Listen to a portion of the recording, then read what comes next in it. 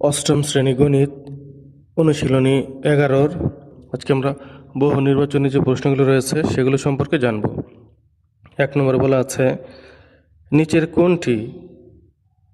কোনটি দ্বারা শ্রেণী ব্যাপ্তি বোঝায়? ক. উপাত্তগুলোর মধ্যে প্রথম ও শেষ উপাত্তের ব্যবধান। উপাত্তগুলোর মধ্যে শেষ খ নম্বর উপাত্তগুলোর মধ্যে শেষ ও প্রথম উপাত্তের সমষ্টি। গ. প্রত্যেক শ্রেণীর বৃহত্তম ও ক্ষুদ্রতম উপাত্তের সমষ্টি। ঘ. প্রতিটি শ্রেণীর অন্তর্ভুক্ত ক্ষুদ্রতম ও বৃহত্তম সংখ্যার ব্যবধান। এই চারটার মধ্যে থেকে উত্তর হবে ঘ। ঘ. প্রতিটি শ্রেণীর অন্তর্ভুক্ত ক্ষুদ্রতম ও বৃহত্তম সংখ্যার ব্যবধান। যেমন এই যেখানে একটি সারণী দেখতে পাচ্ছি, শ্রেণীব্যাপ্তি দেওয়া আর হচ্ছে গণসংখ্যা দেওয়া। এখানে শ্রেণীব্যাপ্তি এই যে 41 থেকে 55, এটার মধ্যে যে ব্যবধান রয়েছে এই ব্যবধানটাই হচ্ছে শ্রেণীব্যাপ্তি। এই শ্রেণীর মধ্যে ক্ষুদ্রতম সংখ্যা হচ্ছে 41 এবং বৃহত্তম সংখ্যা হচ্ছে 55। তাহলে এই শ্রেণীর যে ব্যবধানটা সেটা হচ্ছে শ্রেণীব্যাপ্তি। ঠিক এইভাবে 56, 70, 71, 85, 86, 81 এগুলোর মধ্যে যে ব্যবধানগুলো রয়েছে সেটাই হচ্ছে শ্রেণীব্যাপ্তি।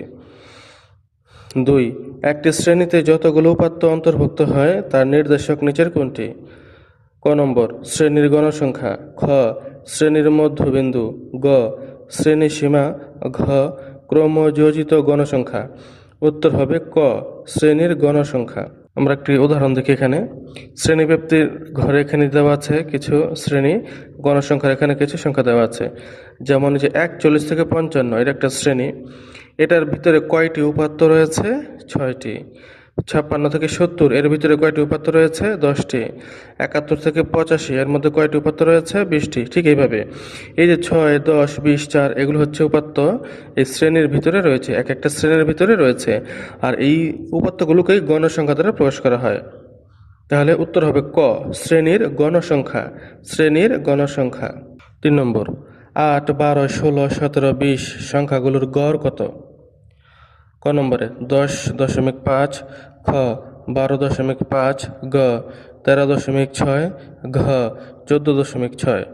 উত্তর হবে 14.6। কীভাবে হলো সেটা দেখে আসি। আমরা কি করব, এই সবগুলো সংখ্যা যোগ করব। 8, 12, 16, 17, 20কে যোগ করব। যোগ করার পর কত হয়? 73 হয়। 73কে ভাগ দিব 5 দিয়ে। 5 দিয়ে কেন? কারণ এখানে 5টি সংখ্যা রয়েছে, 1, 2, 3, 4, 5। 5টি সংখ্যা রয়েছে, এই জন্য 5 দিয়ে ভাগ দিব 73কে। ভাগ দিলে হয় 14.6। এটাই হবে আমাদের অ্যান্সার। ঘ নম্বর হবে আমাদের 3-এর উত্তর হবে ঘ, 14.6।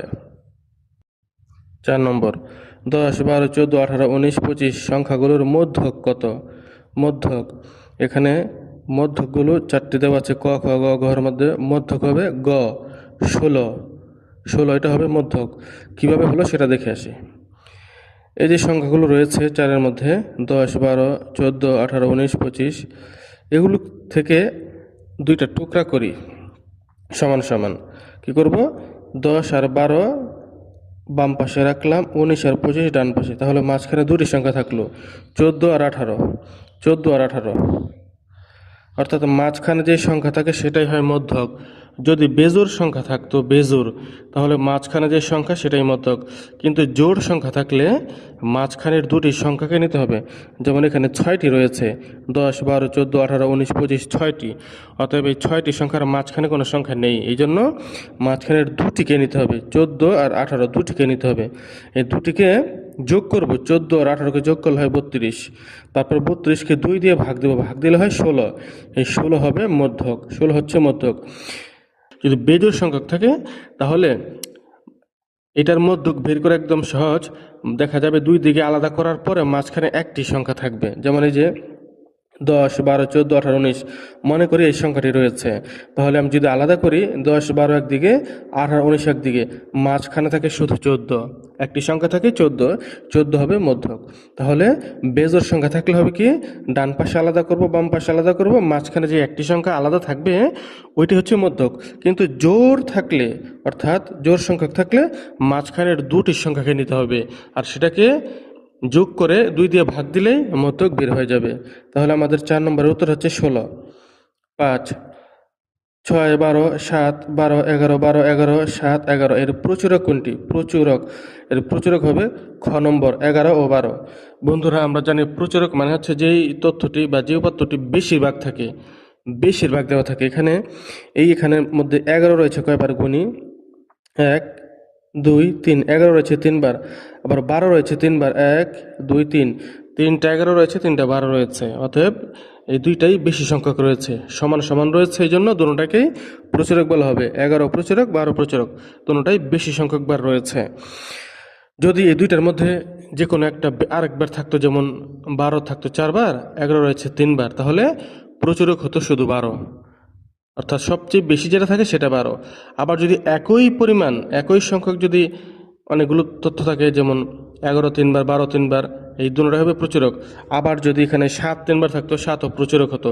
আবার যদি 6 3 বার থাকতো, 6ও প্রচুরক হতো। অর্থাৎ সবচেয়ে বেশিটা যেমন প্রচুরক, আবার একই সংখ্যক যদি অন্য সংখ্যা থাকে, ওই সবগুলো প্রচুরক হবে। তাহলে 5 নম্বরের উত্তর হবে 11 ও 12, এটা হবে প্রচুরক। নিচে তোমাদের শ্রেণীর 40 জন শিক্ষার্থীর গণিতে প্রাপ্ত নম্বরের গণসংখ্যা নির্বাচন সারণী দেওয়া হলো। শ্রেণীব্যাপ্তি 41 থেকে 55, 56 থেকে 70, এইভাবে শ্রেণীব্যাপ্তির একটি কলাম দেওয়া আছে, গণসংখ্যার একটি কলাম দেওয়া আছে। এখান থেকে কি করতে হবে? এই সারণীর আলোকে 6 থেকে 8 নম্বর পর্যন্ত প্রশ্নের উত্তর দিতে হবে। অর্থাৎ এই সারণী থেকে 3টি প্রশ্ন উত্তর দিতে হবে, 6, 7, 8। 6 নম্বর বলা হয়েছে উপাত্তগুলোর শ্রেণী ব্যাপ্তি কোনটি?